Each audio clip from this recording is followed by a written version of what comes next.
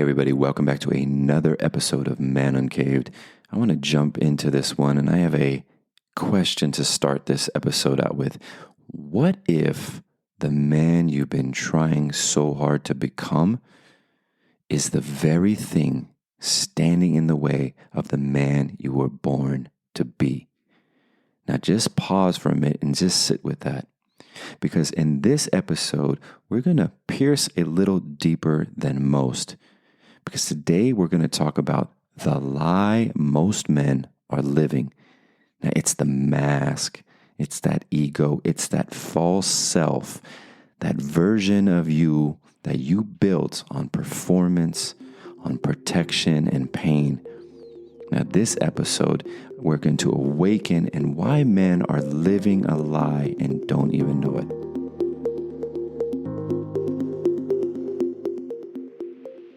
So first, let me start with a story. Now, a lot of you already know, along with my psychology and addiction and trauma studies, I also majored in religious studies. Now, that wasn't to go on a religious path, but really to break down stories. I felt like there was a deeper message behind the words that we're saying. There was a depth to them, and I was intrigued. And so I majored in religious studies. So within this story, you probably all have already heard, but maybe never saw through this type of lens. Now, in this story, God comes to Abraham, the man who had longed for a son for years. And finally, at the old age, Isaac was born.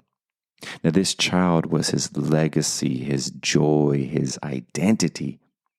And then God tells him to sacrifice Isaac. Now, let that sink in for one moment. Now, God didn't ask him to give up his enemies. He didn't ask him to give up a bad habit. He asked him to give up the very thing he loved the most, the thing he thought his future depended on. So why? Because sometimes the thing that brought you here is the very thing you must let go of to go further. Isaac represents the false self, the identity you built to feel safe, the identity you built to feel loved, to feel accepted.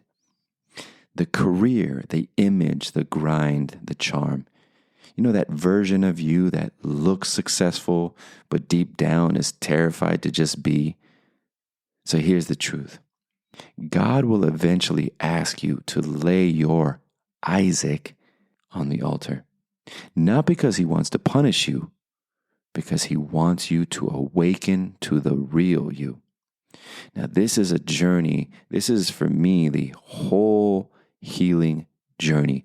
We sacrifice our false self, those patterns, those beliefs, that narrative that we have attached to as an identity, and that ego becomes our identity. It becomes who we think we are. It's how we survived. See, most men never get to this point. They can actually spend their lives protecting the false self.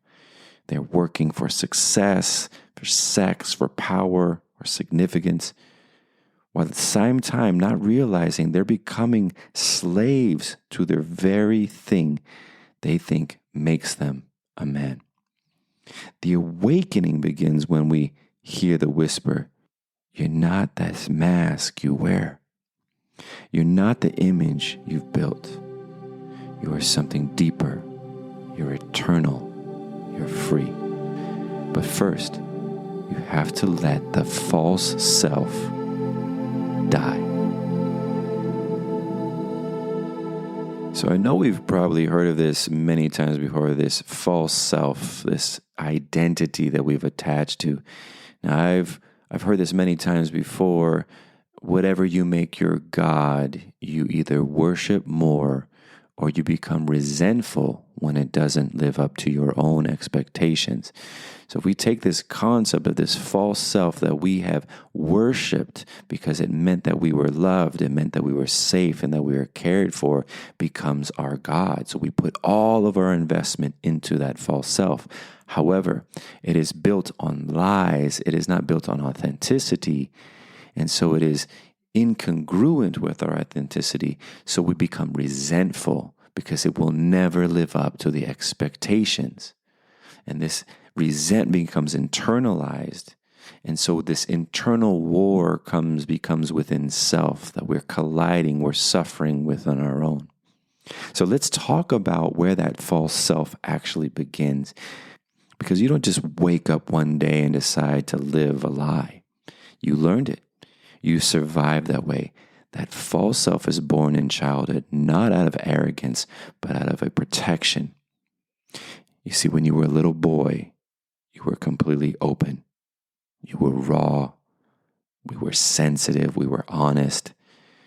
We would cry when we hurt. We would reach out when we were scared. We just are. There's no pretense. We're authentic by nature. But then something happens. Maybe your father shut down your emotions. Maybe your mother only gave you attention when you achieved something. Maybe you were bullied, rejected, or made to feel like your truth was too much. And I've spoken about my absent father, my emotionally neglectful mother at times, and, abusive at times. So I had to formulate this false identity. I had to people please. It's a survival mechanism for protection. It kept me safe. It kept me in control. So what do we do when those things happen? Well, we have to adapt. So we create a version of ourselves that's easier for the world to accept. We can become the strong one. We can become the smart one, the funny one, the invisible one, the overachiever, the rebel, the good boy, because that's who you had to become to feel safe, to feel loved, and to feel controlled. It's that version of you, that false self. And usually what's behind that false self is your authentic self, watching the false self. Now, this can actually work for a while. You'll get your validation, you'll be successful, and people will like you. So it feeds into those emotional needs to feel that we belong and that we're okay. But deep down, there's always this quiet ache because the world loves the mask, but no one truly will see you. Now, you can't receive real love if you're not showing up in your real self. You're always going to feel empty. You're always going to feel disconnected, alone, even if you're surrounded by people. Because until you face the origin of your false self, you keep repeating the same old pattern. You hide, you perform, you please, you protect, and you repeat.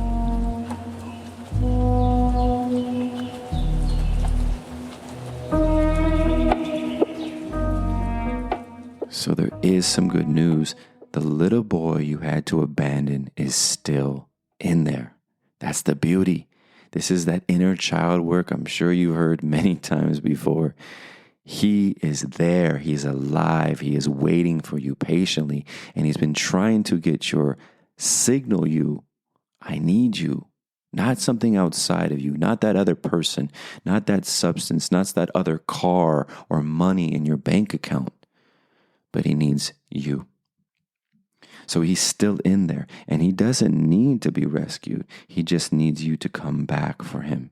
See, no one's rejected us. No one's abandoned us. We are the ones truly who have abandoned and rejected our own self. And you created that false self to survive, so no one is at fault. You're not bad for it. But now it's time to do something far more powerful, and that is to choose truth so you can finally live. So by now you're probably saying, okay, great, we got this false self. What the fuck are we going to do with it? So let's break it down. Here's some tools that have helped me and I've helped other men to recognize the false self. 1, recognize it. Call out the mask. The false self thrives in the shadows. The first step is learning to notice when you're slipping into it. Here's a couple of prompts that I've used that could help navigate to get closer to the truth. Where in my life do I feel like I have to perform or impress? When do I feel fake, numb, or disconnected? What do I hide from others because I'm afraid it makes me look weak? So start to zone in and start to connect to these questions as you navigate through your day. See what comes up from that place. Journal it. Make a little note. Be brutally honest. Not to shame yourself, but to reclaim the man that's underneath all the armor. 2, slow down. Be still. Most men stay busy as hell because they're afraid of what they'll feel if they stop. But stillness is where the false self starts to loosen its grip. Sit in silence for 10 to 20 minutes a day. No phone, no music, no distractions. Let whatever emotion comes, anger, sadness, guilt, boredom, feel it all. Don't run. Just breathe with it. Inhale, exhale, breathe with that part of you. Because in the stillness, your true self will start to speak. The more that still you are, the more you actually hear. 3, confess. Speak the truth somewhere safe. The false self is held together by silence and secrecy. So one of the most powerful things that you can do is speak your truth to another man. And I've talked about this before. I have a healing group called The Gathering. This is what we do. We call ourselves out. We come out of hiding. And when you speak the truth, it can sound like, here's what I've been pretending. Here's what I'm afraid people will find out about me. Here's who I really am underneath it all. It's terrifying, but it's also freeing, and it's where real connection begins. 4, surrender. Let go of control. This is the hardest part because the false self is obsessed with control. It wants to control how others see you. It wants to control outcomes, emotions, and the unknown. But surrender isn't weakness. Surrender is trust. It's saying, I no longer need to manage everyone's perception of me. I no longer need to hustle for love. I trust that who I am and my raw, unpolished truth is enough. Now, this doesn't happen overnight. It's a practice. Again, practice doesn't make perfection. It makes progress. It's a way of living. But every moment you surrender, even a little, you create a space for the real you to rise. You don't have to figure all this out right now. You just need to take one honest step, one moment of awareness, one breath of stillness, one act of truth. And if you do that enough times, the lie begins to unravel and you begin to remember who you are. The real you is not behind some mountain you have to climb. Underneath everything you've been taught to be, all you have to do is stop hiding from him. Now, here's the truth most men want to avoid in their entire lives. To truly live, you have to be willing to die. And not just once, gentlemen, over and over again. See, we don't become who we were born to be by adding more titles, stacking more money, or collecting more women. We become who we are by letting go, by dying to everything we thought made us worthy. So something deeper, something truer can rise in its place. See, the problem is we're addicted to safety. We want to hold on. We have this illusion of safety, and death, even symbolic death, feels unsafe. But hear me on this. Every time you let go of control, that's a death. Every time you tell the truth instead of performing, that's a death.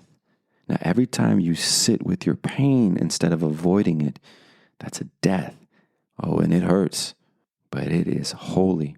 Because every death of the false self, the real man gets a little closer to the surface. You know, I once heard you can tell a person's life by their attitude toward death. Now think about that. If a person denies death, they think they have all the time in the world. If they know death is always around the corner and is always happening, they live more fully alive, embracing every moment they have.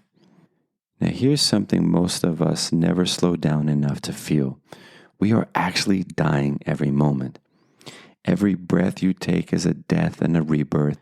Every second that passes is a second that will never come again.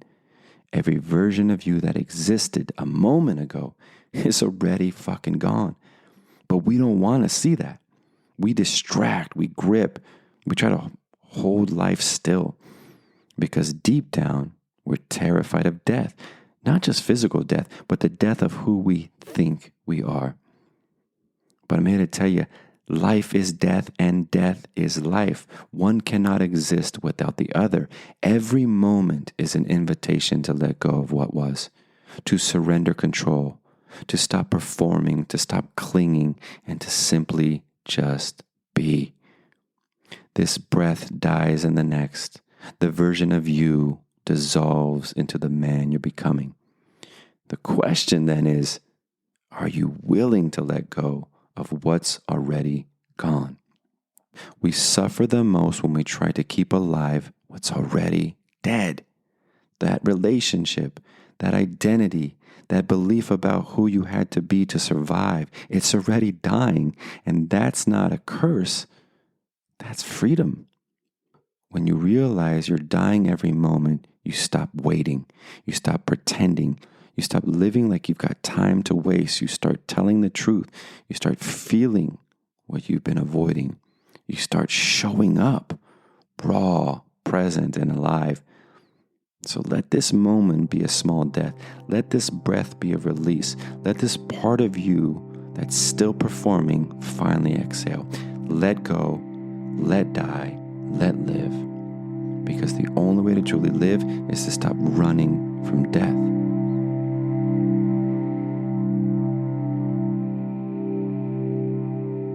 Life, you know what they say the hardest thing at the end of life is? It's not the pain. It's not the dying. It's regret. Those people at their final stretch of life. And you know what they say? They don't say, I wish I made more money. I wish I worked more hours. I wish I looked tougher. No, these people say, why didn't I live more? Why didn't I love more? Why didn't I laugh more? Why was I so damn afraid all the time? Now that hits us like a fucking gut punch. The realization that you spent your whole life surviving, but not truly living. And most men are still doing it. They're waking up every day in a body that's alive, but a soul that's numb. Going through the motions, playing roles, following rules they never question. And underneath all of it is fear. Fear of being seen, fear of failing, fear of not being enough, fear of losing control. But here's what I want you to hear. The real tragedy is not that we die. The tragedy is that we never fully live before we do. So what are you waiting for, right? The right time, the perfect plan, more approval from people who don't even know who the real you. You don't need more time. You need more truth, more presence, more courage to live from your heart, not from your fear. Because when your time comes, and it will, I want you to be able to look back and say, I didn't waste it. I felt it all. I loved like hell. I said the words I needed to say. I let go of the mask. I lived. Not perfectly. Remember, we're not perfect, but honestly. And that's what peace looks like. And you don't have to wait until your deathbed to find it. So let me leave you with this. What if this is the first moment of the rest of your life? Not tomorrow, not next year, not when you're finally healed or everything makes sense. Right now. What if this breath, this moment of awareness, is the exact moment your life begins to change? Because here's what most people never realize. Transformation doesn't take time. It takes truth. And when truth hits you fully, like in your heart, in your body, transformation is instantaneous. It's not a slow climb, it's a decision. It's a surrender. It's a return to who you've always been underneath the mask. You don't have to carry the old story one step further. You don't have to keep performing, proving, pretending. You've died 1,000 small deaths to get to this point. Now choose to live, choose to love, choose to feel, choose to finally come home to yourself right here, right now. Because the most powerful moment of your life, the only moment that ever mattered, is the one you're in. And what if this is it? Look, guys, I just want to say thank you for listening to this episode. Thank you for walking this path with me today. If something inside you cracked open, don't close it back up. Let the light in. Let the old fall away. And remember, you're not behind. You're not broken. You're just waking up. If this message moved you, send it to another man who's ready to awaken. And if you really enjoy this, please leave some words, some feedback. What landed for you? I love hearing what you have to say. So be real, be raw, be free. And men, we need to come out of hiding.